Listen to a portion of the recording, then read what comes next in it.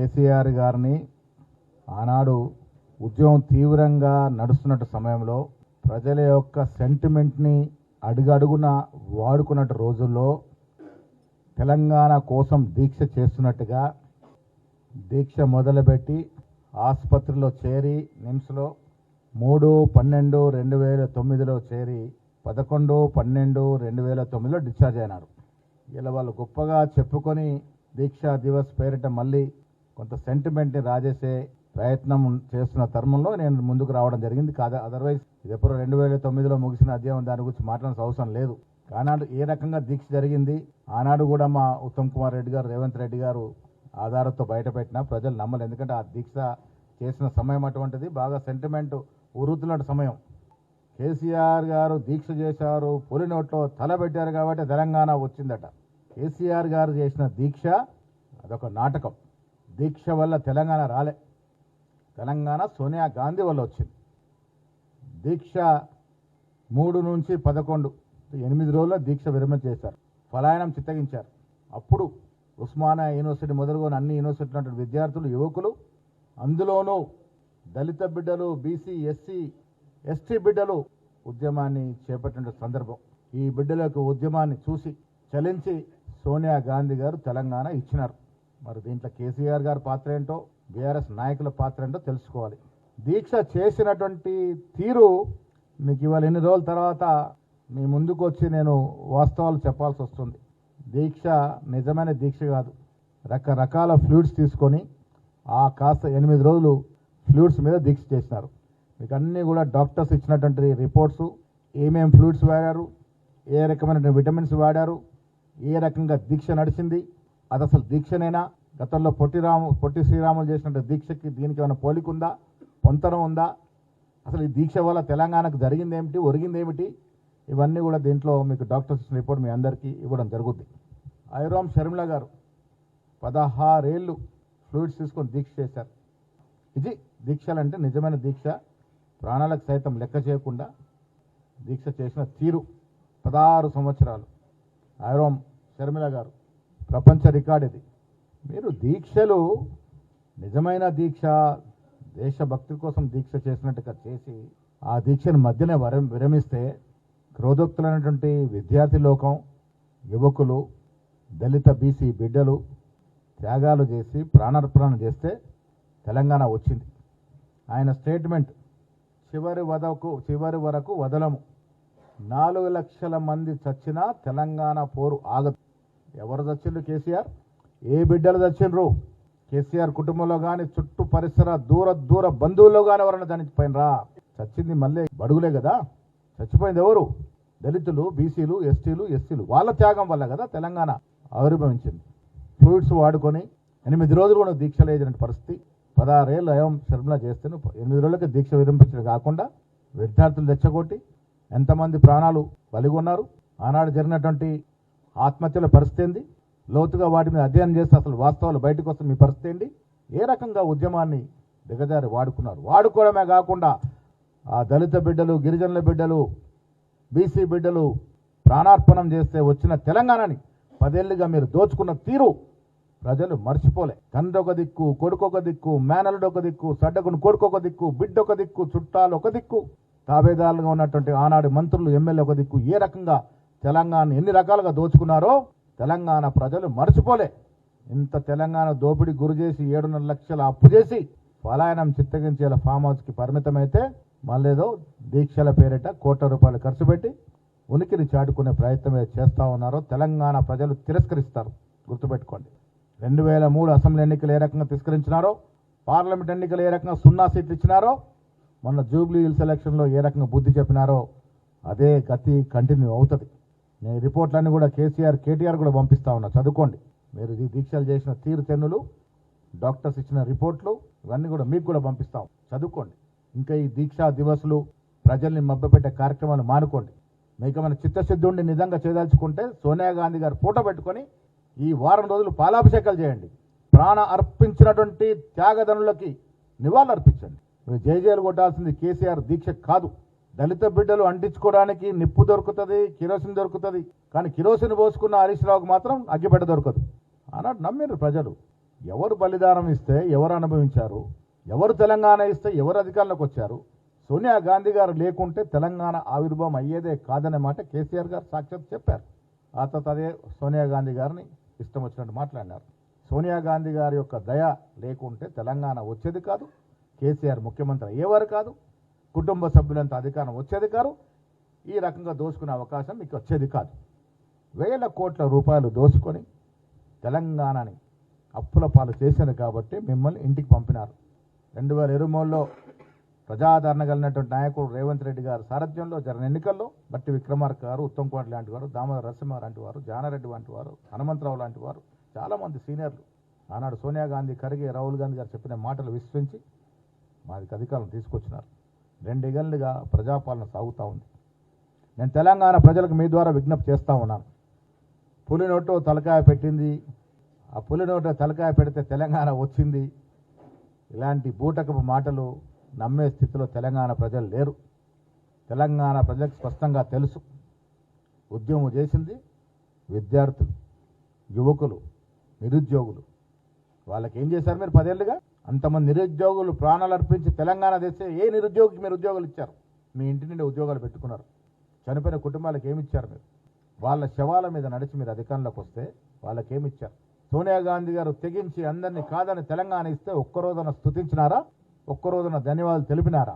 ఇప్పటికైనా బుద్ధి తెచ్చుకొని ఈ దీక్షా దివస్లు మాని సోనియా గాంధీ గారి యొక్క పూలపటానికి పాలాభిషేకాలు చేయండి. ప్రాణ త్యాగం చేసినటువంటి కుటుంబాలని ఆదుకునే ప్రయత్నం చేయండి. వారికి నివాళులు అర్పించే ప్రయత్నం చేయండి. మీరు చేసిన దీక్షలు ఎలాంటివో, ఏ రకమైన దీక్షలో ప్రజలకు తెలుసు. సర్టిఫికెట్లు, ప్రూఫ్లతో సహా నేను మీకు పంపిస్తా ఉన్నాను, చదువుకోండి. ఇప్పటికైనా ఇవన్నీ మానుకొని ఆ దీక్షా దివస్లో మీరు కోట్ల రూపాయలు పెట్టినా వచ్చేదేమి ఉండదు. ప్రజలు బాగా తెలివైన వారు, తెలంగాణ ప్రజలు విఘ్నులు. మిమ్మల్ని ఆదరించే పరిస్థితే ఉండదు ఈ రాష్ట్రంలో. ఒకరు త్యాగం చేస్తే ఒకరు అధికారం అనుభవించారు. అధికారంలోకి వచ్చి రాష్ట్రాన్ని అన్ని రకాలుగా దోచుకున్నారు. ఆ దోచుకున్న డబ్బుతో ఇలా రాజకీయాలు చేయాలనుకుంటా ఉన్నారు. ఎన్నో త్యాగాల ఫలితం, కేసీఆర్ దీక్ష ఫలితం, అమరుల త్యాగ ఫలితం నేటి ఈ తెలంగాణ రాష్ట్రం. మరి కేసీఆర్ గారు చాలా పట్టుదలతో ఆయన ఆమరణ దీక్ష చేసినారు.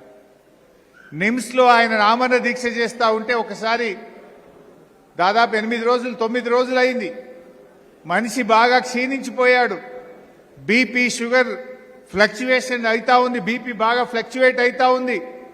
ఓ రోజు నేను దగ్గరికి పోయి దీక్ష విరమించాలేమో, మీ ప్రాణానికి హాని జరిగే ప్రమాదం ఉందని డాక్టర్లు చెప్తున్నారు అని నేను దగ్గరికి పోయి ఆయనను చాలాసేపు బతిలాడడం జరిగింది. ఆయన ఒక మాట అన్నాడు, హరీష్, తెలంగాణ వచ్చేదాకా నా ప్రాణం పోదు అని నాకు ధైర్యం చెప్పిన నాయకుడు కేసీఆర్. నాకు ఉల్టా ధైర్యం చెప్పిండు మంచం మీద పడుకొని. అంత మొక్కబోని ధైర్యం ఆయనది. ఒకరోజు డాక్టర్లందరూ వచ్చారు, నేను అక్కడే ఉన్నా. మీ క్రియాటిన్ లెవెల్స్ పడిపోతా ఉన్నాయి, ఏ క్షణంలోనైనా మీ కిడ్నీలు ఫెయిల్ కావచ్చు, ఏ క్షణంలోనైనా మీ కిడ్నీలు పనిచేయకపోవచ్చు, మీరు డయాలసిస్ మీదకి వెళ్ళిపోతున్నారు అని డాక్టర్లు హెచ్చరించారు. మీరు దీక్ష విరమించాల్సిందే, మీకు ప్రాణహాని ఉంది అని డాక్టర్లు హెచ్చరించారు. ఒక మాట అన్నాడు డాక్టర్లతోని, నేను విరమించను, నేను చచ్చిపోతే నా శవం మీద తెలంగాణ జెండా కప్పండి అన్నాడు కేసీఆర్. కొంతమంది మూర్ఖులు ఈరోజు మాట్లాడుతున్నారు కేసీఆర్ దీక్ష మీద. ఆ రోజు దగ్గరుండి చూసిన వాళ్ళు ఎంతో మంది, జయశంకర్ సార్, మందకృష్ణ మాదిగ గారు, ఆర్ విద్యాసాగర్ రావు గారు, పార్టీ శ్రేణులు ఎంతో మంది దగ్గరగా ఉండి చూశారు. ఇవాళ ఒక పిసిసి ప్రెసిడెంట్ మూర్ఖంగా మాట్లాడుతుండు కేసీఆర్ దీక్ష గురించి. అసలు ఆ దీక్ష గురించి మాట్లాడే అర్హత నీకు ఉన్నదా? కేసీఆర్ లేకపోతే తెలంగాణ ఎక్కడిది? తెలంగాణ లేకపోతే నీకు ఆ టీపీసీసీ అధ్యక్ష పదవి ఎక్కడిది? అరే, మీ పార్టీ అగ్రనాయకుడు ప్రణబ్ ముఖర్జీ రాసిన పుస్తకం చదువు, మై ప్రెసిడెన్షియల్ ఇయర్స్ అని. భారతదేశ రాష్ట్రపతి ప్రణబ్ ముఖర్జీ ఒక పుస్తకం రాశాడు. ఎందుకంటే తెలంగాణ మీద ప్రణబ్ ముఖర్జీ కమిటీ వేసింది ఆనాటి యూపీఏ ప్రభుత్వం, సంప్రదింపులు చేసింది ఆనాడు ప్రణబ్ ముఖర్జీ. తెలంగాణ బిల్లు మీద సంతకం పెట్టింది ప్రణబ్ ముఖర్జీ. రాష్ట్రపతిగా గెజిట్ పబ్లిష్ చేసింది ప్రణబ్ ముఖర్జీ. ఆ ప్రణబ్ ముఖర్జీయే ద ప్రెసిడెన్షియల్ ఇయర్స్ అనే తాను రాసిన పుస్తకంలో కేసీఆర్ గురించి ఒక పేజీ రాసిండు. ఒక నాయకుడు కలలు గన్నడు, పోరాటం చేసిండు, తన జీవిత కాలములో తన లక్ష్యాన్ని ముద్దాడిన గొప్ప నాయకుడు కేసీఆర్ అనే మాట నేను చెప్పలే, ప్రణబ్ ముఖర్జీ గారు చెప్పిండ్రు. ఇలా అధ్యక్షుడు, ఆ పిసిసి అధ్యక్షుడు ఒకసారి ఆ పుస్తకం చదువుకొని మాట్లాడు. ఈ చిల్లర మాటలు బంద్ చేయి.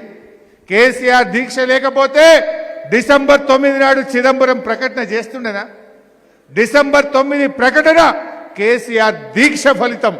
యావత్ తెలంగాణ జాతి ఒక్కటై రోడ్ల మీదకి వచ్చి తెలంగాణ అగ్ని గుండంగా మారింది.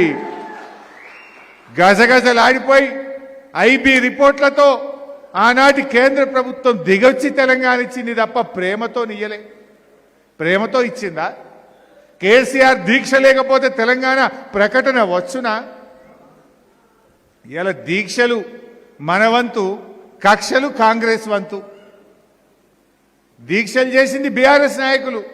1531 రోజులు సిద్దిపేట గడ్డ మీద నిరంతర నిరాహార దీక్ష సాగింది కదా. ఎన్ని దీక్షలు చేసినాం? పాపం మా అహ్మద్ లాంటి వాళ్ళు పండుగలు పబ్బాలు లేకుండా కొట్లాడిరు కదా. ఆ దీక్షా శిబిరానికి జస్టిస్ శ్రీకృష్ణ కమిటీ వచ్చింది. సిద్దిపేటకు ఆనాడు జస్టిస్ శ్రీకృష్ణ కమిటీ డేట్ వచ్చి 2010 ఆగస్టు 25. 2010 ఆగస్టు 25 నాడు సిద్దిపేట నిరాహార దీక్ష శిబిరానికి జస్టిస్ శ్రీకృష్ణ కమిటీ వచ్చి అందరి అభిప్రాయాలు తీసుకున్నది. అక్కడి నుంచి చిన్నగుండెవెల్లికి పోయింది.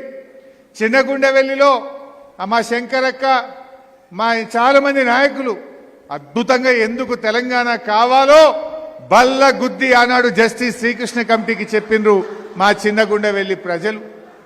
అరే ఆ చిన్నగుండెవెల్లే కాదు, చాలా ఊర్లు చిన్నగుండెవెల్లి నుంచి సిద్దిపేట ఆర్డీఓ ఆఫీస్కు వేల మంది మార్చ్ పాస్ట్ మా తెలంగాణ మాకు కావాలని పాదయాత్రలు చేసిండ్రు, ధర్నాలు చేసిండ్రు. ఎన్నో గొప్ప గొప్ప త్యాగాలు, పోరాటాల ఫలితం ఇవాళ తెలంగాణ.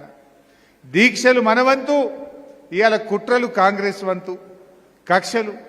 ఇవాళ ఉద్యమాలు మన వంతు, ఉత్తుత్త హామీలు కాంగ్రెస్ వంతు. మిలియన్ మార్చ్ మన వంతు, మిలియన్ల కొద్ది డబ్బులు ఢిల్లీకి మూటలు కట్టుడు కాంగ్రెస్ వంతు అయిపోయింది. రేవంత్ రెడ్డి కూడా ఇలా మాట్లాడుతుండు. అయ్యా రేవంత్ రెడ్డి, అసలు తెలంగాణ ఉద్యమంలో నీ మీద ఒక్క కేసు ఉన్నదా? ఒక్క కేసు? మా మీద వందల కొద్ది కేసులున్నాయి. 370 కేసులున్నాయి నా మీద. నీ మీద ఒక్క కేసు ఉన్నదా? నువ్వు ఒక్కనాడన్నా తెలంగాణ కోసం రాజీనామా చేసినావా రేవంత్ రెడ్డి? రైలు రోకో చేసినావా నీ ముఖానికి? నువ్వు కూడా ఇవాళ తెలంగాణ ఏదో అడ్డిమారి గుడ్డి దెబ్బలో ముఖ్యమంత్రి అయినావు.